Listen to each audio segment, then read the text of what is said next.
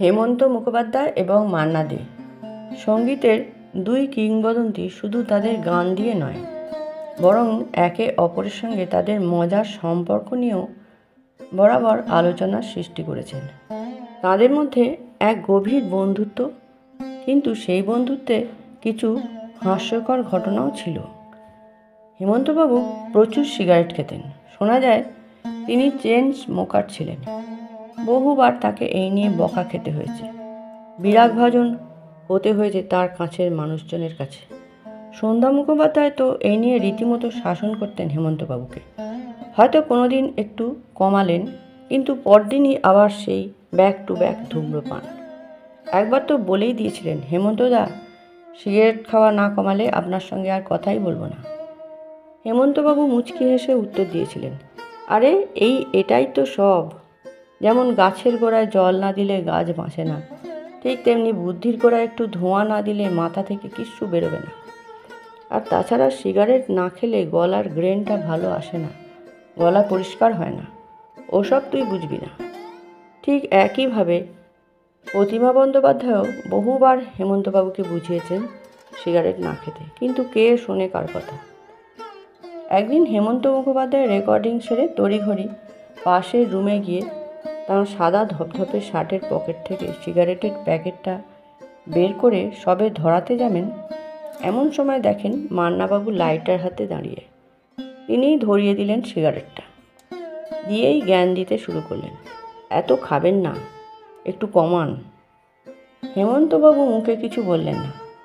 সুখ টান দিতে দিতে চোখের ভাষায় যেন বলতে চাইলেন, নিজেই ধরিয়ে দিয়ে আবার এখন বলছে।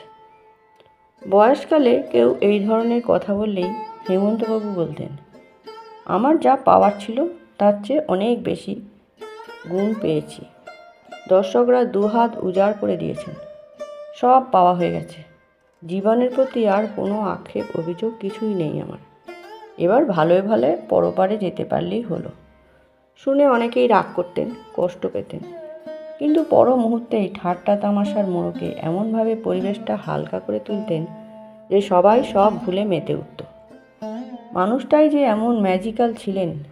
তবে শোনা যায় এহেন হেমন্ত মুখোপাধ্যায়ের শেষ জীবনে অসুস্থ হয়ে পড়ায় ধূম্রপান প্রায় ছেড়েই দিয়েছিলেন।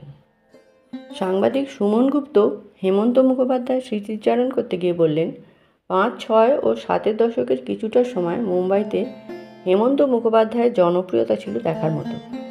2.5 দশক নেহাত কম সময় নয়।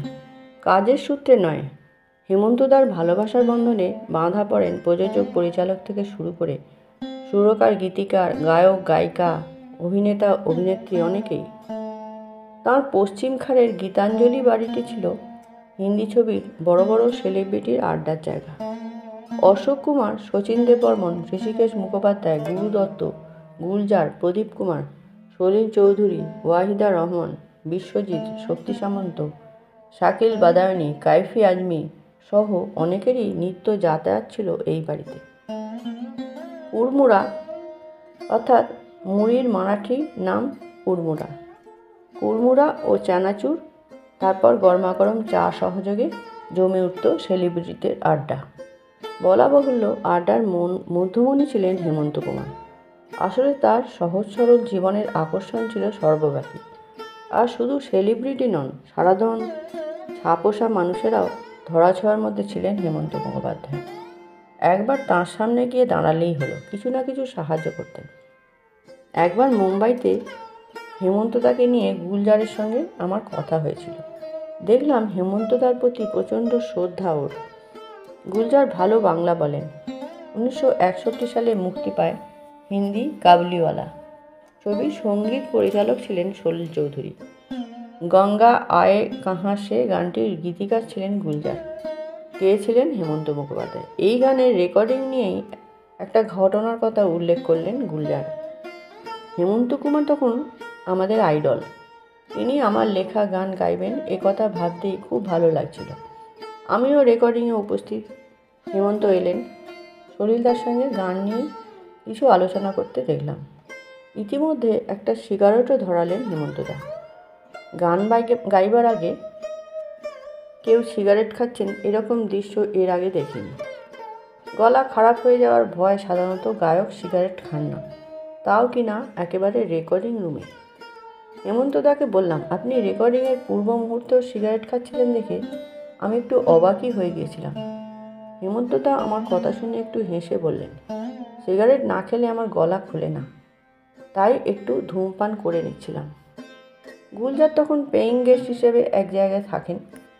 বাড়ি কেনার ইচ্ছে থাকলেও সেই সময় মুম্বাইয়ের মতো জায়গায় অত টাকা দিয়ে বাড়ি কেনার সামর্থ্য তার ছিল না। তবে হেমন্ত মুখোপাধ্যায় জানতেন যে গুলজার কিছুদিন ধরে একটা বাড়ি খোঁজাখুঁজি করছে। সঙ্গীত পরিচালক নচিকেতা ঘোষ তার নর্থ বোম্বে সোসাইটির বাড়িটা বিক্রি করার কথা ভাবছিলেন। এই কথা হেমন্তদা জানতেন। একদিন তার মিউজিক রুমে এসেছেন গুলজার। হেমন্তদা বললেন, কি হে গুলজার, তুমি কি নচির ওই বাড়িটা কিনতে চাও? সেই ঘটনার কথাও গুলজার আমাকে বলেছিলেন। হেমন্তদার এই কথা শুনে প্রথমে আমি একটু হকচকিয়ে গেলাম। আমি বাড়ি কেনার স্বপ্ন দেখছি সেটা হেমন্তদা জানলেন কি করে? শুনলাম ওর সহকারী শ্যামই বলেছে। কুণ্ঠিতভাবে বললাম, সে তো অনেক টাকার ব্যাপার দাদা, অত টাকা আমার আছে কোথায়? দেখলাম হেমন্তদা আমার দিকে তাকিয়ে মৃদু মৃদু হাসছেন। এরপর যা বললেন শুনে আশ্চর্য হয়ে গেলাম। শোনো, কাল নচিকেতা ঘোষের কাছে গিয়ে কাগজপত্র সই সাবুত করে আসবে, আমি টাকা দিয়ে দিয়েছি। আমি তখন ভাবছি, হেমন্তদা যা বলছেন সব ঠিকঠাক শুনতে পাচ্ছি তো?